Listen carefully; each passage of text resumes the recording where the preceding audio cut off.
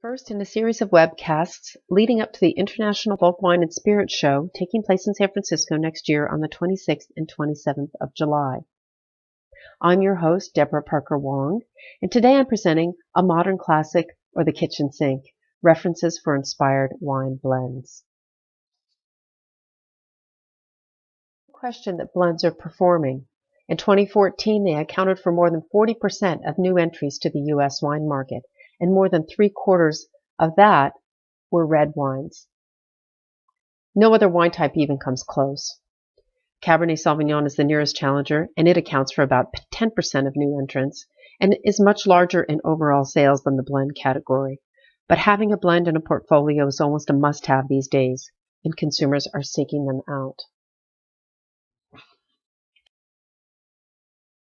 Most popular wine varietals in 2014, we see a surge from Sauvignon Blanc. It really has increased double digits in both value and volume, followed closely by red blends Pinot, Cab, and Pinot Grigio. Chardonnay remains the high volume leader for this category. We ask the question, what sparked this trend? The answer, it seems, is consumer demand. In a recent survey, 50% of Americans said that blends were a great way to experiment with wine. We know that millennials are very experiential as a group, and that plays exactly to that demographic. 24% said blends are more interesting than monovarietal wines. 20% believe they're a better value, and quality for value is certainly a driver. And 19% of consumers said they like blends simply because they're trendy.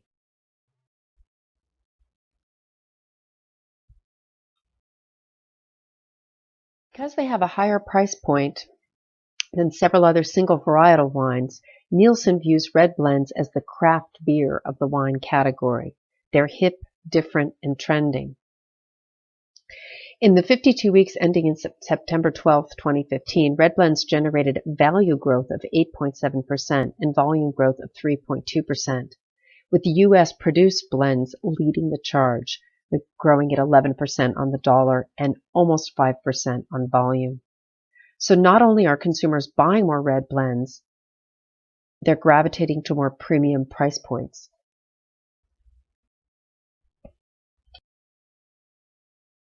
Down and take a look at some of the best performing blends in the U.S. market. Here's a slide of the top 20 off-premise table wine brands as of July 2016.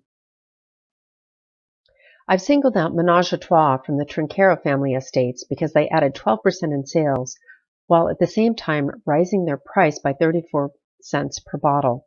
This was the biggest price increase among the top 20 producers. Because Trinchero's portfolio is blend heavy, we're going to take a look at some specific blends that are performing very well for them. The 3 red blends in Trinchero's Menage a Trois portfolio. We'll look at their red wine. You can see the blend here is Zinfandel Merlot dominant. RS is just above threshold at 4.8 grams per liter for 750 milliliters. SRP is at $10. These are online prices. And a quick glance at sensory tells us that these are very rich, ripe tasting wines. Menage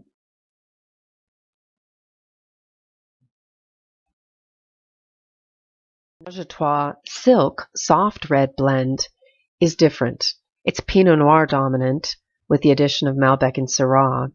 The level of residual sugar is significantly higher, and the price is higher at $14.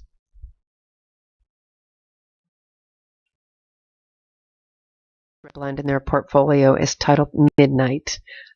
It's Merlot Cab dominant with healthy dashes of Petit Syrah and Petit Verdot. The residual sugar is somewhere in between their red blend and Silk, and the price again at $14.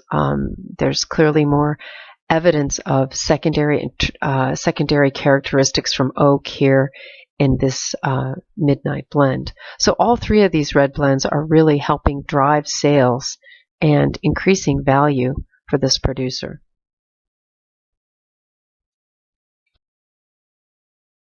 Familiar with the classic red blends of France, Spain, and Italy, and we know why they've persevered. They've been successful. But when we look at the history, kind of the origin of red blends in the United States, it's a little different story.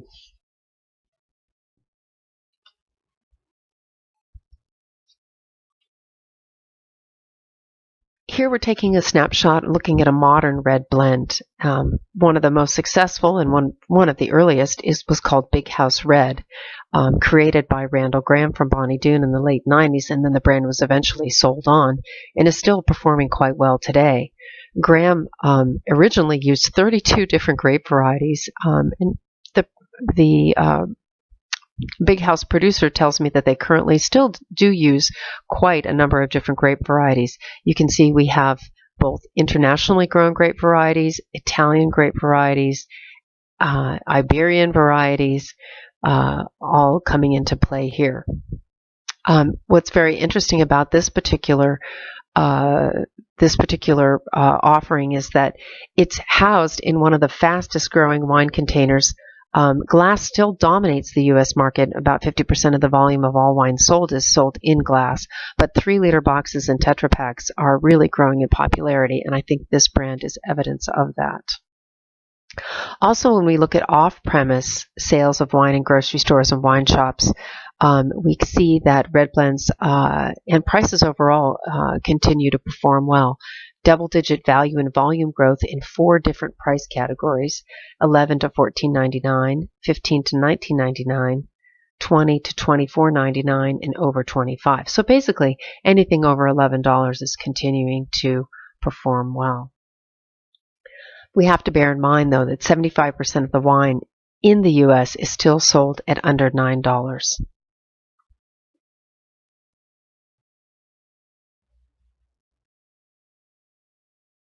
Georgetta Dane, who is the maker of Big House Red, the winemaker of Big House Red, has a recipe for her modern red blends.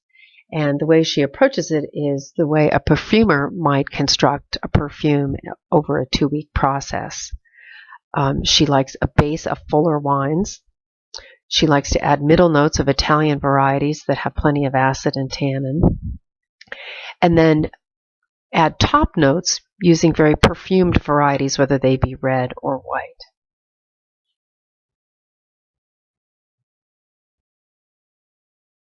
I've presented you with a recipe for a successful red blend. I've looked at 3 wines that don't follow that recipe at all. Here's one from Argentina that's performing very well. It's a Malbec dominant blend with Cab and Petit Verdot, kind of a classic Bordeaux construction there at $13. And that's been very well reviewed and performed very well in category looks at wines under $25. Here's an offering from Esparral called Asiobo, and it's of course a blend of Douro varieties, and there's nothing shy about this wine. All of these varieties have a lot of tannin and color to offer, and at $13 it's performing exceptionally well too. Here's an offering from Washington State, Merlot and Syrah dominant wine. That's under the $11 price point. At $8, it's performing well. And this is a slightly sweeter, I think a higher residual sugar wine, but still performing quite well and quite well reviewed overall. While the term kitchen sink might have some negative connotations for some, I didn't view it as negative, and neither did this producer, Adler Fells from Sonoma. Aaron Bader and Linda Trotta, winemakers, have produced 2 wines: a red table wine that's Zinfandel and Merlot dominant for $10, and a reserve version that's Zinfandel Syrah dominant for $13. And clearly they see some appeal in the term kitchen sink.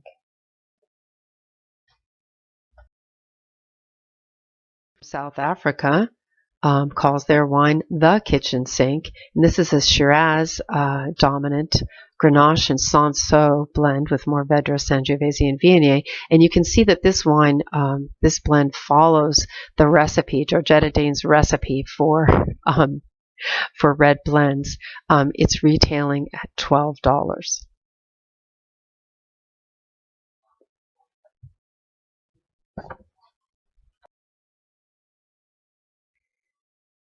You'd think with the amount of growth for the red blend category that and only about 2% of the overall category being devoted to whites that we wouldn't really want to spend too much time on them. But there's things happening with white blends, both the classic blends and the modern blends that are worth noting. One trend that we see, of course, with Cava is that it's gaining increasing amounts of Chardonnay and, of course, Pinot Noir, the international varieties against the indigenous varieties of Penedès. We also see that the growth in Sauvignon Blanc, draws our attention to that category, and so we want to look at the role of Sauvignon Blanc in the formula for modern white blends.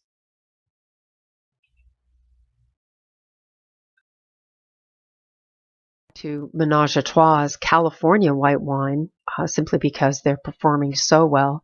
And we see that it's a Chardonnay dominant wine, a neutral grape variety, with the addition of aromatic Muscat Alexandria, and then Chenin to round things out. It's selling for $10 and is not described in any great length in terms of sensory. So we can see the Menage a Trois consumer is really looking for citrus and tropical flavors and acid, and that's about it.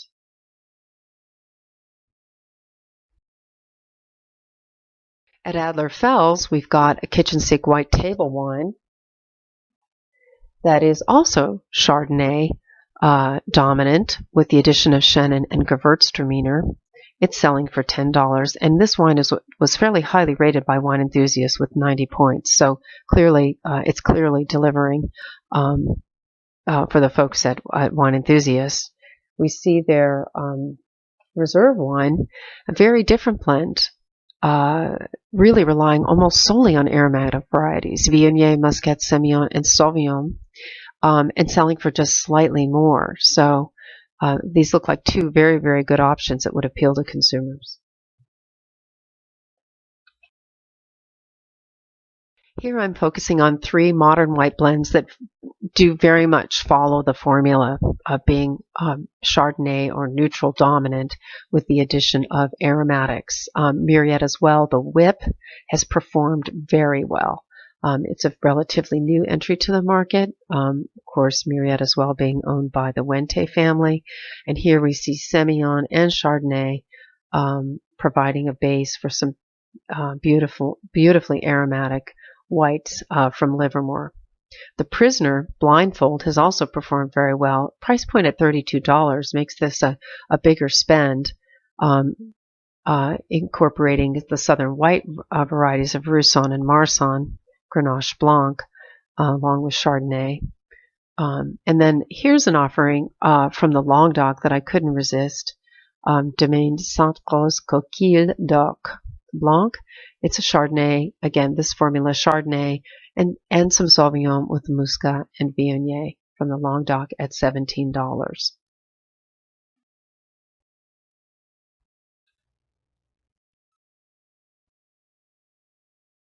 To take a brief look at how white blends are performing on premise, and I just took a snapshot here of the Press Club. And while on-premise wine sales have remained fairly flat, we're want to look at the real estate that's being devoted to blends, in this case domestic white blends, from a very popular watering hole in San Francisco. And we see both classic and modern wines represented here. And they are holding their own in terms of price with the monovarietal wines. We see on the White Keys a Sauvignon Blanc Semillon blend, kind of a classic Bordeaux blend, a very classic Bordeaux blend right there. Here we see an interesting blend from the Sierra foothills that includes southern Rhone varieties and Petit Manseng, which of course is found in the Languedoc and Roussillon. And then Fiano and Arnese get in on the action, the Italian varieties as well too. To me, this sort of mimics the red wine formula that we had seen earlier. And here we see from Matthiasson Sauvignon Blanc dominant with Ribolla Gialla, Semillon, and Friuliano. So international varieties and Italian varieties playing well. To wrap up our discussion of classic and modern blends, I wanted to take a look at one phenomenon we see happening, and something I call style creep. And here's an example of it from Mouton Cadet, which makes a traditional cork finished Sauvignon Semillon blend, classic white blend, at a very competitive $10 SRP. And they've recently introduced a Sauvignon dominant wine that's made in a New World style, very, very pungent and overt aromas and flavors, pyrazine driven. And it's very difficult in a blind tasting to differentiate that wine, that style, from a New World style like a New Zealand Sauvignon Blanc or even a California Sauvignon Blanc made in that style. So style creep is causing some consternation among the world's educational body, the industry's educational bodies like the Institute of Masters of Wine and Wine and Spirit Education Trust. And it's causing them to reevaluate their blind tasting criteria and their tasting exams as well too. So just a little food for thought there.